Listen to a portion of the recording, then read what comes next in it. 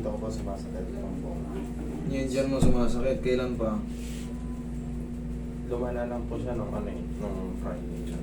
Lumala siya ng Friday. Pero ibig sabihin, may nararamdaman ka ng Meron lang. in a few days. Tapos, mas masakit na siya nitong Friday. Hindi mo na ganong matiis. Parang ganon. Ngayon, anong nangyari sa'yo?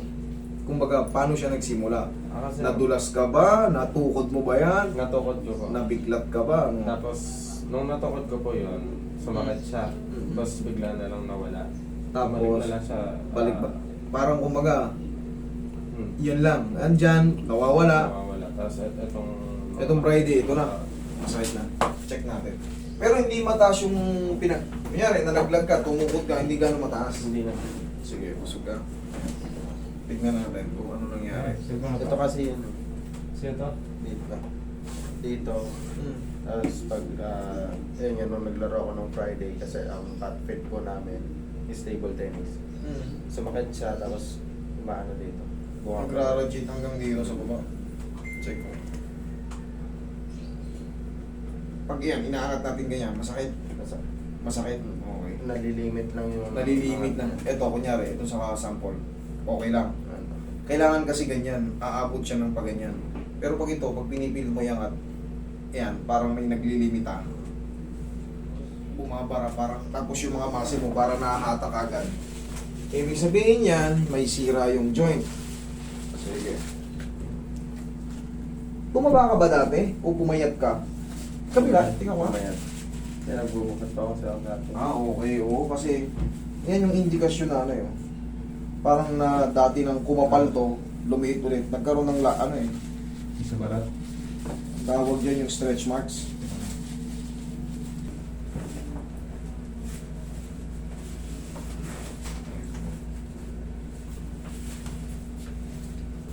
Relax lang.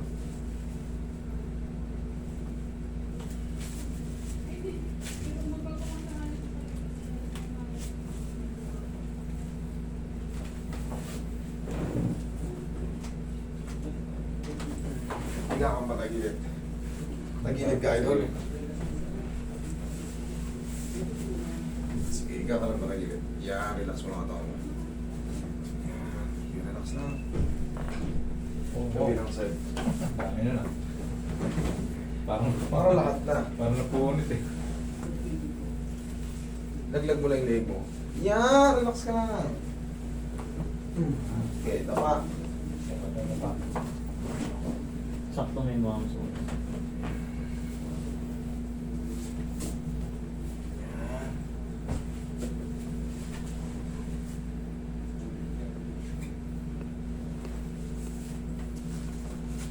Relax mo lang ang katawan mo, ha? Laglag mo lang ang katawan mo. Yan. Huwag mong lalabanan. Relax mo lang.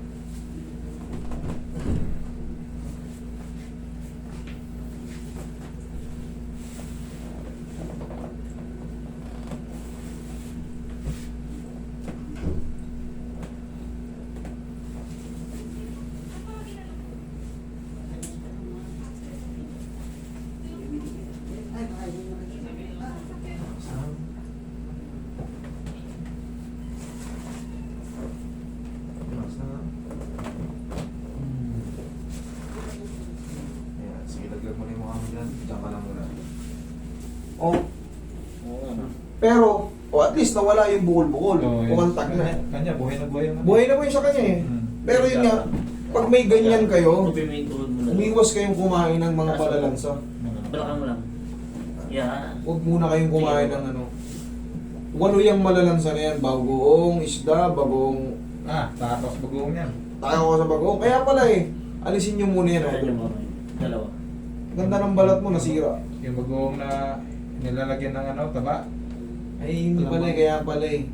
Ano ka muna dyan, tigil ka muna sa mga malalansa kung gusto mo makarecover yung balat mo. Buhay na buhay yun sa'yo eh. Sa akin, ano na eh, planchado na eh. Relax na. Inhale. Exhale.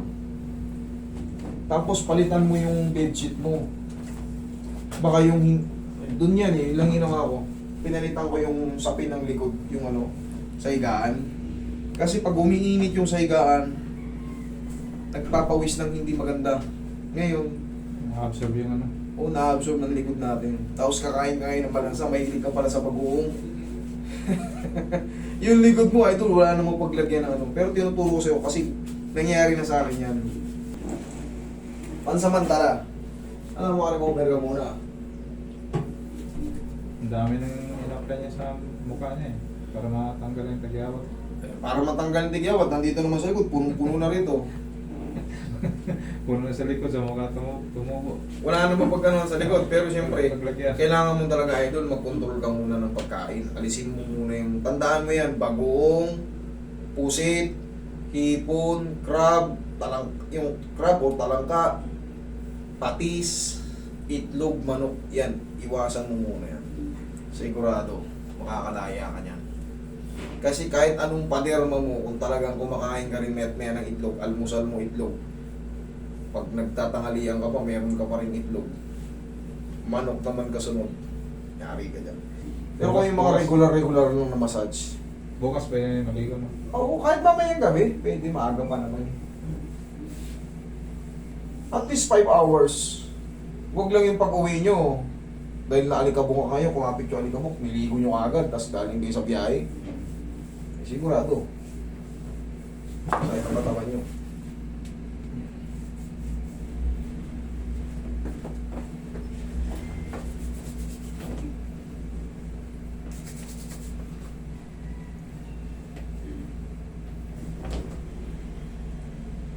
Relax na. Kanina masakit pag inaangat natin eh. Pag ginaganyan natin, oh. O ngayon, idol. Mas bearable na. Normal na pero dito lumipat. Dito? Okay, wait lang. Bearable na pero dito may ininda. Okay, wait lang. Ito? Oh, sige. Sa mga sets sa pinaka. Yung chest.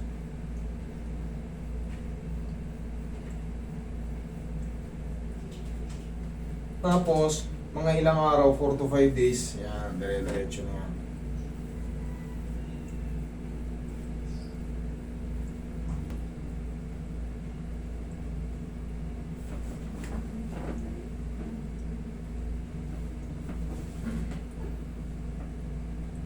Oh. Okay na? Idol, okay na? Meron pa rin konti. Konti? Okay. Normal lang yun. Pag konti lang, tapos 4 to 5 days, mag-aano yan. Basta konti lang. Okay, ano pa? Sige. Nag-ano na siya, lumilipat pa dito eh. Dito? Itong Bukas siguro. Okay. Lumilipat dito. De, ano to, hindi lumilipat yan. Sadyang meron siya kanina rito eh. Hindi pala nawala ito. Hindi pwedeng yung galing dito, hindi yan connected dito. Nang basta-basta ng gano'n. Hindi pala napuruhan to. Pabot nga yung condition.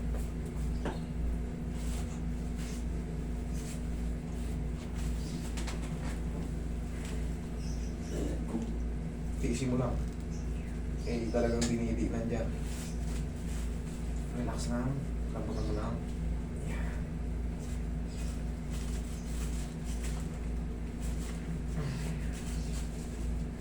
Yung hiwagang pao natin.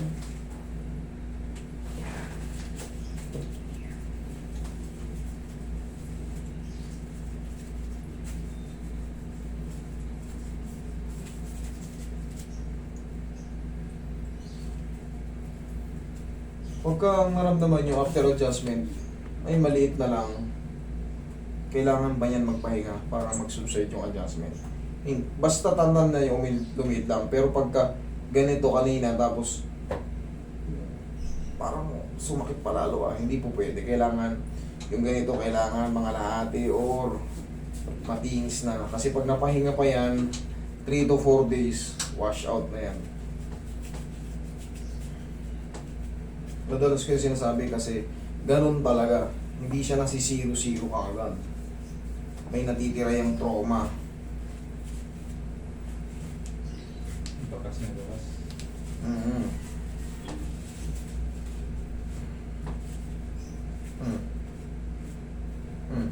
Tapos na? Thank you. Sige, huwag lang mali... naligo ka naman eh. Okay? Sige, pahinga mo lang. Thank you so much.